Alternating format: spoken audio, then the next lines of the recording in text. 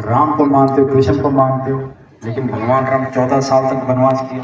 भगवान श्री कृष्ण यदुवंशी शाकाहारी रहे। आप समझो कि भाई उनको मानने वाले उनकी बातों को नहीं मानते, उनके विचारों को नहीं मानते। कितनी बड़ी गलती हम आप आज धर्म के नाम पे कर रहे हैं। धर्म के नाम पे अंधे हो चुके, ये नहीं समझ पा रहे कि क्या धर्म है। इस धर्म को बचाने के लिए, जगाने के लिए सत्संग बराबर सत्संग देश दुनिया में होते रहते। तरह तरह के मास्टर आते, बताते, समझाते कि भाई इस हिसाब से आपको जीवन में अपने रहना चाहिए। देखिए, जब भगवान राम थे तब शाकाहारी थे। सतयुग में सनातन धर्म, आज इसकी व्याख्या यदि ऐसे सुनी जाए, सतयुग के समय में सनातन धर्म था। उस समय कोई झूठी नहीं बोलता था, कोई बेईमानी नहीं करता था, कोई छल कपट नहीं था। फिर उसके बाद आपके सामने त्रेता और द्वापर युग आए। त्रेता द्वापर युग में वैदिक काल आए। वैदिक काल में थोड़ी माड़ी गड़बड़ी हुई, जिसमें कुछ कुछ लोग मांसाहारी हो गए। अब आप ये समझिए कि भाई रामायण यानी त्रेता के समय में जब भगवान राम थे, उस समय रावण मांस खाता था, चारों वेदों का ज्ञाता। लंका में मांस खाया जाता था कि अयोध्या में मांस खाया जाता था। भगवान राम शाकाहारी थे और लंका वाले मांसाहारी, राक्षस पर जाती थी। आप भगवान राम को मान रहे हो। और ऐसे ही द्वापर में यदि देखा जाए, जब भगवान श्री कृष्ण थे, उस समय देखो कितना उनको प्रयास किया गया रोकने के लिए कि पैदा ही नहीं होने दिया जाएगा। लेकिन उन्हीं कंस की जेल में उनका जन्म हुआ। धर्म के नाम पे उन्होंने धर्म की स्थापना की, बहुत समझाया, सबको बताया कि भाई ये काम करो, उस चीज़ को मानो, नहीं माने तो उसका एनकाउंटर कर दिया गया, बताया गया। क्योंकि धर्म की स्थापना काम करना इनका है। ऐसे ही हमको आपको इस चीज़ को समझना चाहिए। देखिए,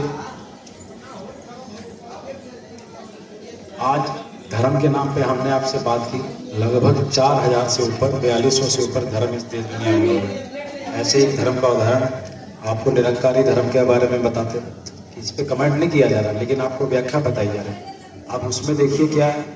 उसमें ऐसा है कि भाई किसी चीज़ पे खाने पीने पे मनाही नहीं है। आप मांस खाओ, शराब पियो, वो कहते हैं भाई मन को खुश रखो।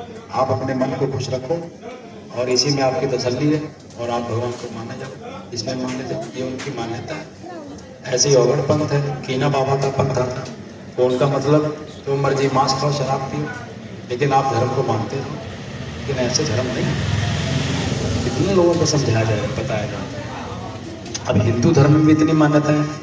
हिंदू धर्म में देखिए, आपके जब दादा कहीं मरने वाले हो जाते हैं, तब ये मान्यता है कि इसको गाय की पूंछ पकड़ा दो और गाय इसको पार कर देगी। लेकिन कितनी बड़ी दुर्गति और धर्म के नाम पर अंधापन आजकल हमारे हाथ में हो गया कि भाई आदमी को अब जानवर बचाएगा। अभी हिंदू मुसलमान तो अलग बात है, लेकिन हिंदू धर्म में इतनी इतनी व्याख्याएं हो गई, इतने इतने अंधापन धर्म के नाम पे हो गया। लेकिन इसको कैसे दूर किया जाए? कौन इसको समझाएगा, कौन इसकी सुलह करेगा? और सबसे बड़ा काम तो यही बताने का, जगाने का लोगों को आज किया जा रहा है कि भाई धर्म के नाम पे किस हिसाब से आपको बताया जाए, किस हिसाब से आपको बचाया जाए। अभी हिंदू मुसलमान तो अलग है। अभी इसके नाम पे देखिए रामायण क्या कह रही है। अब ये कोई ये नहीं कि हमने कहा, किसी जय गुरुदेव वाले ने इसकी व्याख्या की।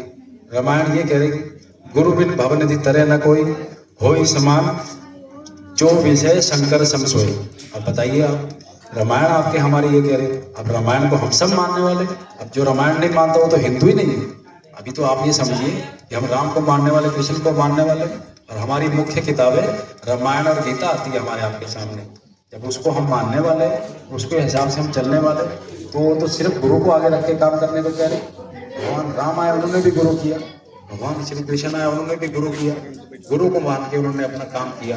तो जब आप हमने उनकी विचारधारा को समझा नहीं, उनके वाक्य को समझा नहीं, और हम धर्म के नाम पे केवल ये समझ रहे कि मंदिर मंदिर जाते जाओ, घंटा घंटी बजाते जाओ, और शाम को 2-2 किलो मछली खाते जाओ, इसी को धर्म समझा जा रहा है। इसी को व्याख्या समझी जा रही धर्म की। भाई सवेरे चले जाओ मंदिर में, 10 मिनट पूजा आरती करो, और शाम को आके शराब पियो, मांस खाओ, जीव हत्या कर दो। कितना बड़ा पाप आप कर रहे हैं। और नारा इतना बड़ा लगाया जा रहा है कि हम सबसे बड़े कट्टर हिंदू हैं, सबसे बड़े धर्म हैं, हम ही ठेकेदार हैं। लेकिन रामायण गीता क्या कह रही, उसको हम अब नहीं मानते। यही तो दुर्दशा रावण की हुई। इतना अहंकार आज आदमी